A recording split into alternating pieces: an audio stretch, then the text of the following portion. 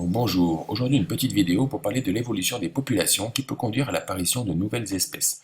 Donc en 1831, lorsque Charles Darwin entreprend son voyage autour du monde sur le Beagle, il fait une étape très importante aux îles Galapagos au large de l'équateur. Sur ces îles, il observe de nombreuses espèces de pinsons avec des tailles de bec différentes selon le type de nourriture qu'ils consomment. Il émet l'hypothèse de la sélection naturelle, c'est-à-dire que ce sont les becs les mieux adaptés au type de nourriture présent sur chaque île qui vont être sélectionnés et donc les plus majoritaires dans les espèces de pinsons.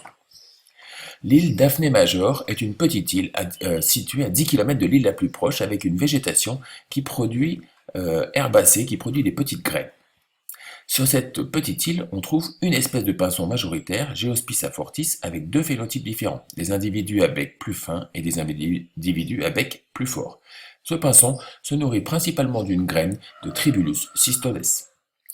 Alors en 1977, sur l'île, il y avait majoritairement des pinsons à bec fin. Pourquoi? Parce que la nourriture disponible était principalement des petites graines avec quelques grosses graines. Donc les individus à bec fort se nourrissaient plutôt de grosses graines, les individus à bec fin plutôt de petites graines. Mais en 1977 apparaît une très forte sécheresse qui va inverser les conditions du milieu puisque les petites graines disparaissent quasiment et les grosses graines deviennent majoritaires.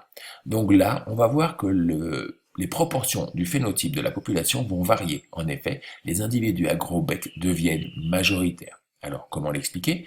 Eh bien, tout simplement, les individus à gros bec auraient eu accès à plus de nourriture, ils se sont donc mieux reproduits que les individus à petit bec, ce qui explique l'augmentation de la fréquence des individus à gros bec dans la population.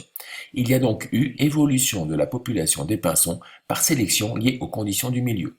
Pour mieux comprendre, on peut regarder ces petits graphes. En effet, l'abondance des graines diminue à cause de la sécheresse en 1977. Elle est associée à une augmentation de la dureté des graines, ce qui fait que les individus à petit bec ont beaucoup de mal à survivre. Leur nombre d'individus diminue. Par contre, les individus à gros bec survivent mieux. Ce sont donc ceux-là qui se reproduisent de façon majoritaire. Comme la taille du bec est un caractère génétique, l'indice de la taille du bec va donc augmenter dans la population. En 1980, un nouvel individu rentre sur l'île de Daphné. C'est le Geospiza manirostris avec un bec encore plus fort. Il va rentrer en compétition donc avec les pinsons à bec gros de Geofortis pour les grosses graines. En 2004, une nouvelle sécheresse apparaît.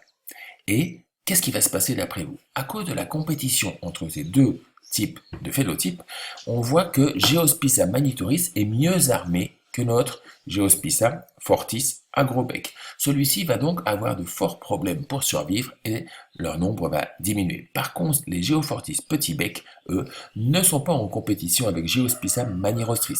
La taille du bec de l'espèce a donc diminué.